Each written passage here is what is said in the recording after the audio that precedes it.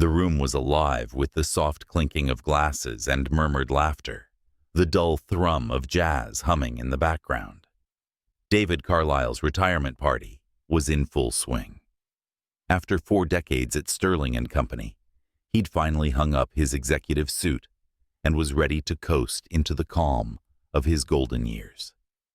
But as he surveyed the gathering of colleagues, friends, and family, David's hand trembled ever so slightly around the stem of his champagne glass. He felt as if something was out of place, yet he brushed it off with a half smile, raising his glass for yet another toast. In the corner, Eleanor Carlisle watched her husband. She seemed serene, but a seasoned observer might have noticed her eyes, sharp, as if seeing for the first time, and in a way, she was. Over the years, she had worn the role of dutiful wife, with unwavering perfection. Yet tonight, the woman standing in the corner was not here to celebrate. She had one purpose only, and it wasn't to cheer David's accomplishments. The last toast of the evening finally came. David's oldest friend, Henry, cleared his throat, drawing the room's attention to himself. David basked in the affection of the crowd, and in that moment, he felt untouchable. But when the speech ended, and the room quieted again, Eleanor stepped forward. "David," she began, her voice steady but loud enough to cut through the murmurs of the guests. The crowd turned, their smiles softening with curiosity.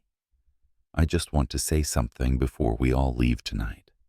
A tribute to your years of hard work, of dedication." David smiled awkwardly, a bead of sweat trailing down his temple. Eleanor walked to the front of the room, now standing directly in front of her husband, her eyes locked on his. "You've had so many accomplishments, haven't you? So many. Commitments, not just to Sterling and Company." She glanced pointedly toward the back of the room, and in an instant, David felt his stomach drop. Behind him, shifting nervously, stood Laura Riley, his secretary of almost 25 years. "Oh, don't be modest," Eleanor continued, her smile sharp as glass. "We all know it's no easy feat to commit to one woman for so long. But some people," she paused, "find it even harder to stay faithful to their own wives." A wave of whispers broke through the room. David's face turned pale as he looked from Eleanor to the guests, to Laura, who was now visibly tense, her lips trembling as if she might speak. "Eleanor, what are you talking about?" he whispered harshly, a strained grin still plastered on his face. Eleanor took a sip of her champagne, letting the silence work like poison. "For 22 years, David, I've known. 22 years that you and Laura," she motioned toward his secretary, "have carried on this farce behind my back. Or, rather, you thought it was behind my back. I always knew." The room stilled, faces frozen in shock and disbelief, some guests exchanging awkward glances. David opened his mouth to deny it, but Eleanor raised a hand, silencing him. "I loved you, David. I stayed with you because I thought you'd change, because I thought you'd put your family before yourself. But you never did," she said, her voice unwavering. "And tonight, everyone here will see the man you truly are." A horrified murmur rippled through the guests as Laura, unable to bear the scrutiny, turned on her heel and fled from the room. David reached after her, but the weight of the stairs kept him rooted to the spot. Eleanor raised her glass, looking around the room with a strange, bittersweet smile. "To David," she said coolly, her glass gleaming under the lights, "to a life of loyalty, or rather, the lack thereof." With that, Eleanor set her empty glass down on the table and walked out of the room, leaving David alone in a sea of stunned silence. The party, once meant to celebrate the twilight of his career, had instead become a public reckoning. He was exposed, stripped of his charm, his reputation shattered in front of friends, colleagues, and even family. In that moment, David Carlisle knew that his retirement had truly begun, not with celebration, but with exile. The fallout from the party reverberated well beyond that fateful night. Sterling and Company, a company where David had once been revered, quickly became the place he dreaded. No longer an executive, but a ghost, he spent his days dodging colleagues' pitying glances and whispered conversations. The office walls, once decorated with plaques of his achievements, now seemed to mock him. But it was Eleanor who moved forward with an unsettling ease. She filed for divorce within days, a sleek detachment replacing the anguish he once expected. To David's shock, Eleanor didn't seem vindictive or even angry. Instead, she appeared quietly resolute, as if discarding the pieces of her former life was simply a necessary step toward a freedom she had craved in silence. And then, as quickly as it began, it was done. The papers were signed. The house, her family's ancestral home, went to Eleanor. The wealth David had accumulated with his salary, bonuses, and investments was divided, leaving him with a fraction of the life he had once built. Yet, he'd convinced himself that he could still rebuild, restart somewhere else, create something. Until a call from a lawyer, one foggy morning, changed everything. The lawyer spoke calmly, but David felt his pulse quicken with each word. It appears that Mrs. Carlisle filed a report regarding several offshore accounts, ones she claims were concealed from her. Our records show you registered them during your tenure as CEO, most likely in her name, without her knowledge, under current tax regulations. The implication was chilling. Eleanor had known of his offshore accounts too.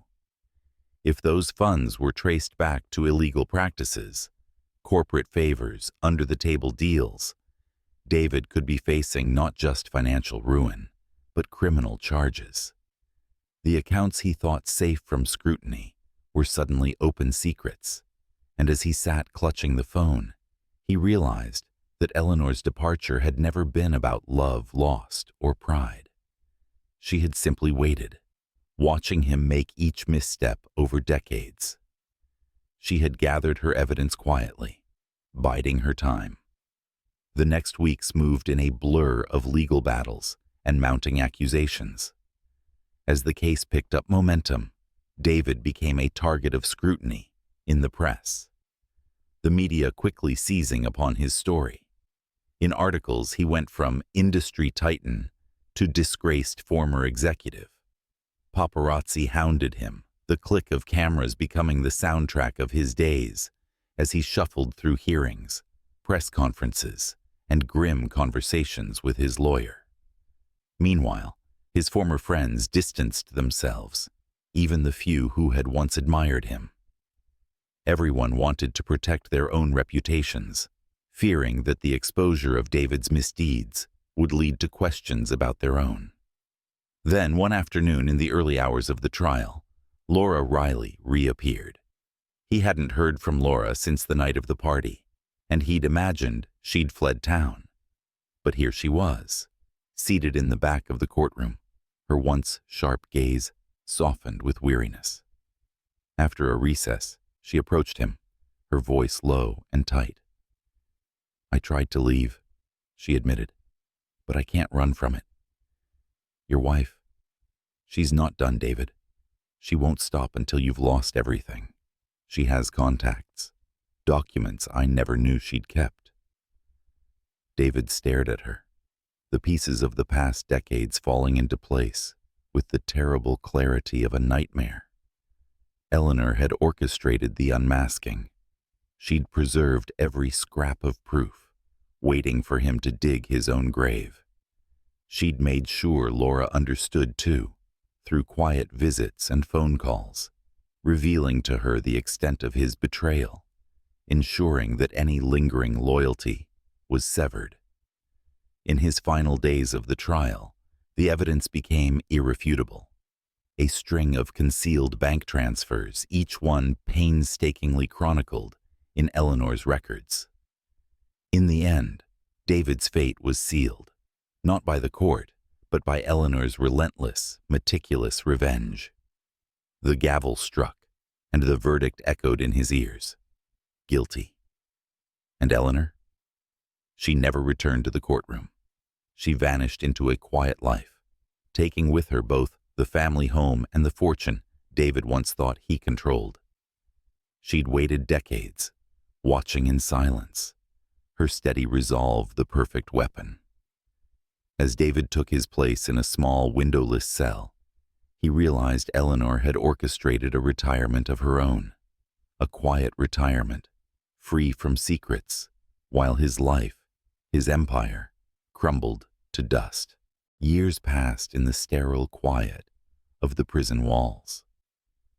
David Carlyle, once the charismatic titan of industry, had faded into a shadow of the man he'd been.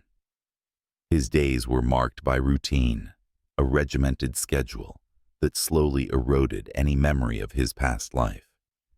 He no longer thought of Sterling and Company or his former colleagues. He barely thought of Laura, who had slipped away after testifying against him, leaving her own life in shambles. But Eleanor lingered in his mind like a haunting refrain. He replayed every scene, every detail, wondering when she'd first begun her slow, methodical unmasking. Perhaps it had been 22 years ago, on a quiet night at the dinner table, when she'd first seen through him, or perhaps even earlier, when she'd noticed the faint smell of perfume on his collar, traces of a life he'd been too careless to conceal. It didn't matter now. She had dismantled his life piece by piece, and he had played right into her hands. Rumors reached him in fragments over the years. Eleanor had moved to a smaller town, far from the social circles she and David had once inhabited.